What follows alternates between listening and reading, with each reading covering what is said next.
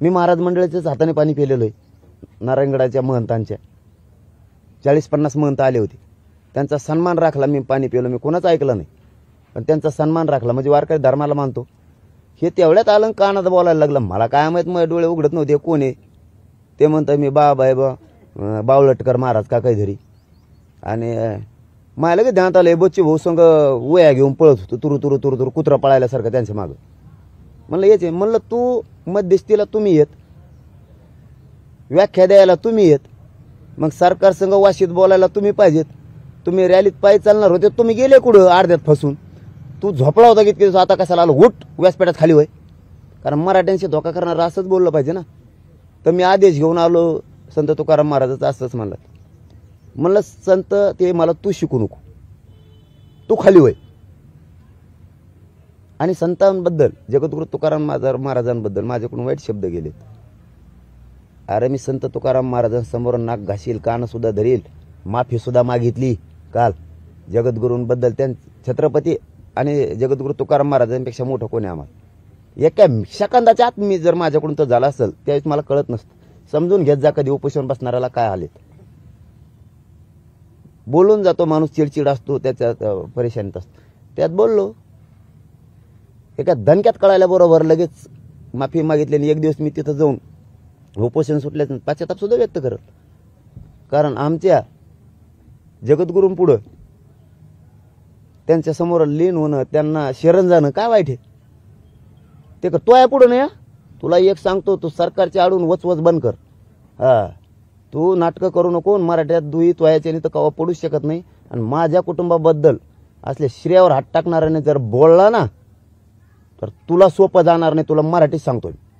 हा माझ्या कुटुंबाने किती त्रास भोगलेला आहे ना, मी किती त्रास भोगलेला आहे, आणि तू कोणाचं चोळून खातो हे आम्हाला चांगलं माहिती। ते माझ्या कुटुंबाच्या बद्दल आणि त्याच्याबद्दल जर बोलला ना तू आता संत तुकाराम महाराजाबद्दल, तर तुला सांगतो तुला सुट्टी नाही, तुला मराठीत सांगतोय मी। तू माझ्यावर बोल, माझ्या चुका समाजाला दाखव, तू त्या महाराज शब्दाला डाग लावू नको, तू महाराज बी नाहीये, बया धरणारा तू आई मानू शकत नाही, तुझ्या आईबद्दल, तुझ्या बहिणीबद्दल, त्यांच्याबद्दल काय नियत असणार आहे तुझी, तू हे शिकवू नको आम्हाला बाकीचं। तू बाकीचं तुला काय आरोप करायचे कर, तुकाराम महाराजांबद्दल आणि कुटुंबाबद्दल जर माझ्या कधी बोलला ना इथून पुढे तू, तर तुला सांगतो तुला सोपं जाणार नाही। मग तू माहिती आहे, मला सगळ्या माहिती मिळायला लागल्या, तो आता कुठे ते बंधू आले का नाही तिथं, एक बेंगलोरची माता माऊली सुद्धा येणार आहे, तिने ते काय केलंय म्हणून तिला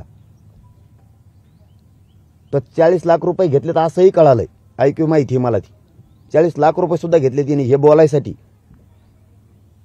म्हणून एवढ्या गाड्या घेऊन मुंबईत जातो। अहो एका दिवसात याला एवढ्याला चॅनल उपलब्ध होते कसे, मग 19 वर्ष गेले तरी हे चॅनल मला उपलब्ध नाही झाले। 19 वर्ष संघर्ष करतोय मी, तुला एका दिवसात, आणि घंटा। आणि सरकारलाही सांगतो, आणि तो जे नेत्याबरोबर पळतो त्यालाही सांगतो, आणि शिंदे साहेबाचा प्रवक्ता त्याच्या मागं त्यालाही सांगतो, आणि कोण बडा नेता आहे त्याच्या मागे त्यालाही सांगतो, तुमच्यामुळं, तुम्ही जर याला साथ दिली तर याच्यामुळं तुमच्या पक्षाचं वाटलं होणार आहे। अरे अरे सलाईन कम पळायला लागली कुंकड,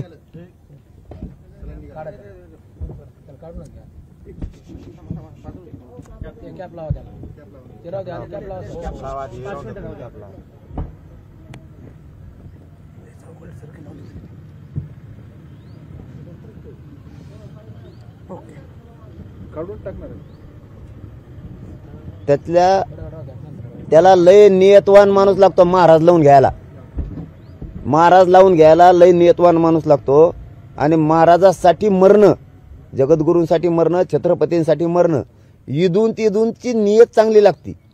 तो मरण जवळ आले म्हणून त्यांचं नाव घेऊन मरणार, मग लोक तुला पूजणार असं म्हणायचं। तुला संत तुकाराम महाराजांबद्दल वाईट शब्द गेला, माणूस हे चुकीचा आहे, कुणी बोलू शकतो, आणि त्या याच्यात बोललो असेल, पण तुला महाराजांना नाही, तू ज्ञान शिकू नको मला संत महंतांचं, हे मला म्हणायचं होतं त्याला। आता तुला मरायचंच, तुकाराम महाराजांच्या बद्दल बोललो म्हणून तुला असं सांगून मरायचं, आणि तुला देव व्हायचं। तो एका शब्दावरून कळतोय, मराठा समाजाला 3 शब्द सांगतो तेव्हा आल्यास काय म्हणतोय, त्याच्या तोंडाने म्हणला तो कालच्या प्रेसमध्ये, माझ्या हाताने पाणी प्याला असतं तर मी मोठा झालो असतो, त्याला वाटलं मी मोठा होऊ नये, मग तू मोठा व्हायसाठी झक मारायला आलता होय, जात मोठी करायला आलता का? मला जे बोलला ना, ज्याने आरक्षणाला विरोध केला त्याला जर तो एवढी झक मारली असती, तोही आरक्षणाला विरोध करणारा जर इतका बोलला असता तर आरक्षण मिळालं असतं. त्यांच्या विरोधात बोल, मी मराठ्यांसाठी काम करतो, मला काय बोलतो तो बावळटकर. दुसरा शब्द आहे त्याचा संजय राऊत सारखा रोज मी बोलतोय, हाय का नाही राजकारण्याच्या. संजय राऊतचा काय संबंध आला इथं? संजय राऊत जणून 10ला बोलतो आणि मी 11ला बोलतो. मी जातीसाठी बोलतो, मी रोज घंट्याला बोलून तुला काय नीट हे बा. बरं मी रोज संजय राऊत सारखा बोलतो तर काय बोलतो? मराठ्याला न्याय दी. तो म्हण नाही, मी नाही म्हणायला पाहिजे, याचा अर्थ सरकारची सुपारी आहे का नाही? सरकारची सुपारी आहे का नाही? तू कोण सांगणारा?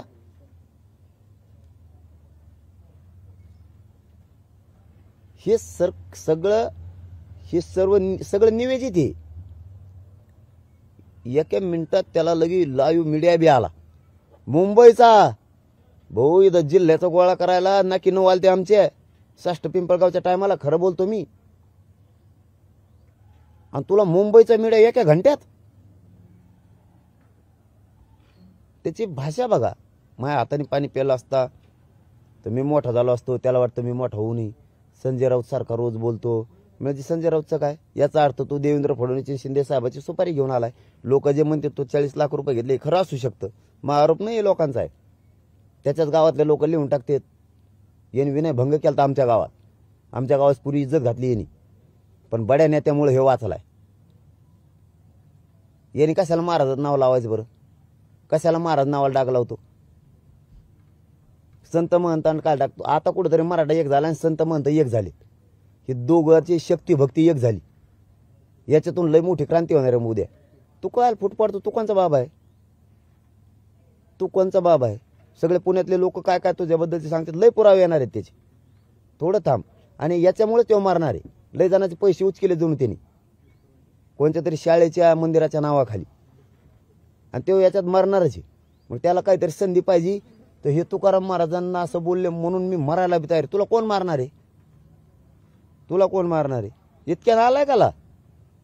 आणि तुला मरून देव व्हायचं असं स्वप्न आहे तो स्वप्न मी कोण पूर्ण करणार? आणि आमचं ऐकत नाही, त्याला अक्कल नाही. तुला ऐकत नाही म्हणून मला अक्कल नाही, आणि मला अक्कल नाही तर 1.5 करोड मराठ्यांना आरक्षण कसं काय मिळालं आतापर्यंत? मराठ्यांवरचा अन्याय बंद कसं काय झाला? जातीवाद कमी कसं काय झाला? जे ओबीसीत आरक्षण देणार नव्हते म्हणत नेते सरळ कसं काय झाले? आणि मला अक्कल नाही तर तू कसा झक मारायला येत होता का त्यांच्या संग? बच्चे भाऊ संग कशाला येत होता रे पिशा घेऊन? कशाला येत होता आमच्या संग? तू काय काय खात होता कोणत्या हॉटेलमध्ये? कसं सांगायला नव्हतं आम्हाला? तो आजा काय करत होता? तो बाप काय करत होता? तो सासरवाडी कुडली. तुला बी लेकरं आहेत, मग ते बी काय काय करतेत. लोक सगळं काढायला लागले. तू कशाला नालायकपणा करायला लागला? तुला मग एवढी सूच नाही, फक्त बाकी नाही. संत तुकाराम महाराजांची आडून तू बदनामी करायचे थांब, कारण तो सरकारची सुपारी घेतलेली. तू सरळ बोल. तुकाराम महाराजांची आडून बोलू नको. संत तुकाराम महाराजांना आणि वारकरी धर्माला बदनाम करू नको. तू सरकारच्या ट्रॅपमध्ये येस. तू त्यांची बाजू घेऊन बोलतोस. तू बिनधास्त बोल.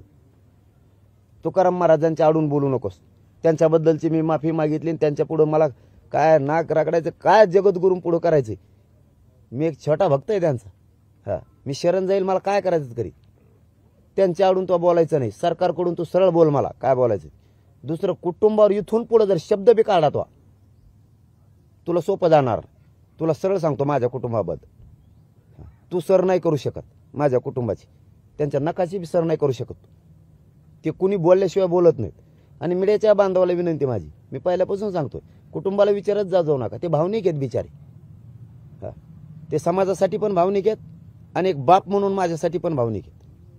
असल्या नालायकाला काय कळणार आहे कुटुंब म्हणजे काय? ज्याला माता बहिणींचाच तो विनय भंग करतो, याला आई काय कळणार आहे? स्वतःची बहीण तरी याला काय कळणार आहे?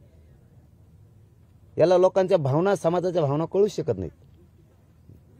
याला बच्चू कडू संपवायचे. याने एका नेते सुपारी घेतली. याच्यामध्ये शिंदे साहेबाचा बी प्रवक्ता आहे. सगळ्यांचा हिशोब क्लिअर होणार आहे, पण सगळ्या सोयरींची अंमलबजावणी झाल्या. सगळ्यांचा हिशोब क्लिअर होणार आहे यांचा. आणि ह्या असल्या चिल्लर लोकांमुळं, भांडगुळामुळं ह्या महाराज नावाला डाग लावायला लागले. ते सरकारला एवढं तरी अक्कल पाहिजे. सरकारला डाग लावायला लागले. मराठा समाज उलट असल्यामुळं सरकारवर रोष व्यक्त करायला लागलाय. किती भंगार सरकारने हाताखाली धरून माझ्यावर ट्रॅप रचलाय. बरं ट्रॅप रचायला मी केलंच काय मला हे कळत नाही. मी काय वाईट केलं? काहीच नाही. त्याच्यामुळं मी तुम्हाला कालच सांगितलं होतं याच्यावर मला प्रश्न विचारू नका. इतक्या नालायक हे महाराजच नाही. कारण देऊचे आळंदीचे महाराज लोक सुद्धा आता सगळा खूप पुरा मी बोलायला नाही पाहिजे आत्ताची पुरं येऊस तर सगळेजण त्याच्यावरती पुरावे देणार आहे. कोणत्या दर्यावर हे कोणत्या डोंगरावर का कशावरती तिकडचे सुद्धा निरोप आलेत की कोणत्या दर्यावर नाही येन कोणत्या डोंगरावर नाही येन याचा संस्थानाशी भंडारदाऱ्याचा काही संबंध बी नाही. हे विनाकारण नावाखाली पैसे जमा करतो इकडं. इतकं मूर्ख आहे. बच्चे भोवणी असले नालायक अवलाद जवळ धरलीच कस काय होती? याच्याबद्दल मला प्रश्नच विचारू नका. याला हे सरकारचं ट्रॅपमधलं आहे. सरकारने याला पुढं घातलेलं आहे. त्याच्यामुळे याला काय बोलायचं बोलू द्या. फक्त याने 2 विषयात बोलायचं नाही म्हणजे नाही. जगद्गुरूंचे आडून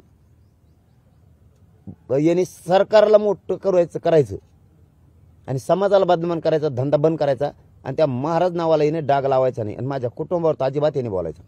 हां मला आंदोलन फिंदोलन काही कळणार नाही. मग हां आमच्या त्या आम्हाला माहिती आहे. तुला काय माहिती आहे? तू इकडं कुणाचं चोळून खायचं तुला बिनधास्त खायचो. आम्हाला नाही देणं घेणं त्याची. तुला माझ्यावर काय बोलायचं बोल. मी खंबीर आहे. तुला उत्तर सुद्धा देणार नाही. तो लायकी सुद्धा नाही रे मी बोलायचं तो यावर. तू लायकी सुद्धा नाही. फक्त तू तुकाराम महाराज आडवे आणलेस याच्यात म्हणून.